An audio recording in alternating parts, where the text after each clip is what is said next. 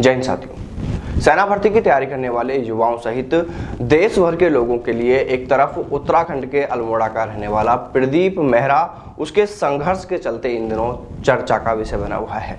आपने देख ही लिया होगा क्योंकि प्रदीप का यह वीडियो सोशल मीडिया पर बड़ी तेजी से वायरल हुआ है, जिसे देखने के बाद युवाओं में सेना भर्ती को लेकर एक अलग ही जोश देखने को मिला। वहीं दूसरी ओर सेना भर्ती को लेकर सरकार की ओर से भी एक बार फिर आधिकारिक तौर पर एक जानकारी दी गई है। दरअसल सरकार ने सोमवार को संसद में कहा कि कोविड महामारी के कारण साल 2020 और 2021 में भारतीय थल सेना में भर्ती प्रक्रिया स्थगित हुई और इस पर कोई रोक नहीं लगाई गई है। देखिए साथियों, यहाँ पर इस बात को बिल्कुल साफ कर दिया गया है कि सेना भर्ती पर रोक नहीं लगाई गई है, बल्कि कोविड के चलते भर्ती प्रक्रिया को स्थगित किया गया है। कुछ समय के लिए इसे रोका गया है। ऐसा नहीं है सेना भर्तियों पर पूरी तरह रोक लगा दी गई है, क्योंकि कुछ ऐसे मैसेज भी सोशल मीडिया पर देखने को मिले थे कि अब सेना में भर्ती नहीं होगी। तो देखिए साथियों, यहाँ पर यह बात बिल्कुल क्लियर कर दी गई है कि भर्तियों पर रोक नहीं लगाई गई है। भर्तियां सिर्फ कोरोना के चलते स्थगित की गई हैं। दरअसल रक्षा राज्य मंत्री अजय भट्ट ने राज्यसभा में प्रश्नकाल के दौरान पूरक सवालों के जवाब में यह जानकारी दी है। उन्होंने कहा कि कोविड महामारी का प्रकोप कम हुआ है, लेकिन यह अभी पूरी तरह से खत्म नहीं हुआ है। कोविड महामारी के चलते पिछले 2 सालों से थल सेना में भर्ती रैलियों का आयोजन भी नहीं हो पाया है। उन्होंने कहा कि ऐसी भर्ती रैलियों में बड़ी संख्या में उम्मीदवार जुटते हैं, इसलिए ऐसी सेना भर्ती रैलियों को अभी स्थगित कर दिया गया है ताकि कोरोना वायरस के संक्रमण को फैलने से रोका जा सके।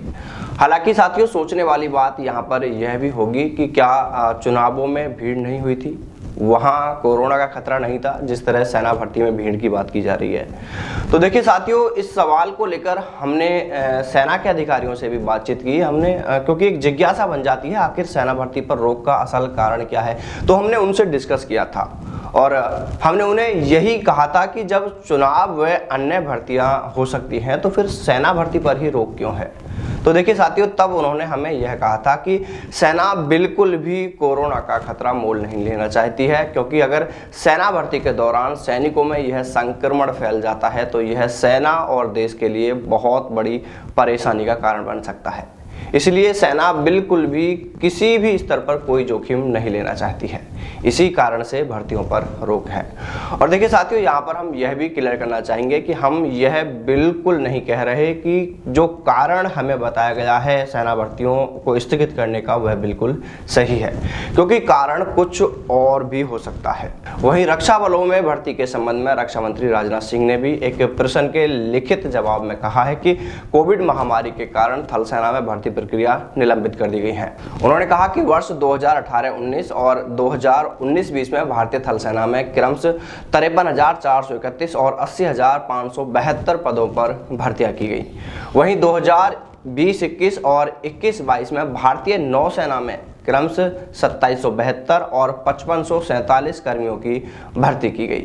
इसी प्रकार वायुसेना को लेकर जानकारी दी गई है, जिसमें बताया कि 2020-21 और 21-22 में क्रमशः 8,423 और 4,609 कर्मियों की भर्ती की गई। देखिए साथियों, सेना भर्ती को लेकर वास्तविक स्थिति क्या है यह अभी तक साफ नहीं है और इस संबंध में अभी रक्षा मंत्रालय के अलावा शायद किसी के भी पास कोई जानकारी नहीं है। लेकिन इतना जरूर है कि यह मुद्दा बार बार सदन में उठने से, बार बार युवाओं द्वारा मांग करने से यह रक्षा मंत्रालय और सरकार तक युवाओं की सेना भर्ती की समस्या है जो पहुंच चुकी है। ऐसे में कभी भी सेना भर्ती रैली और एग्जाम को लेकर कोई भी नोटिफिकेशन जारी हो सकता है। इसलिए आप सभी युवा अपनी तैयारियों में जुटे रहें, ताकि जैसे ही भर्ती को लेकर अनाउंसमेंट हो या जैसे ही भर्ती और एग्जाम हो तो आप वहां पर अपनी मेहनत के अनुसार अच्छा परफॉर्मेंस कर सकें। तो चलिए साथियों, फिर मिलते हैं सेना भर्ती से जुड़ी किसी नई अपडेट के साथ। तब तक सावधान रहें, दलालों से दूर रहें, अपना और अपनों का ख्याल रखें। जय हिंद, जय भारत, वंदे मातरम।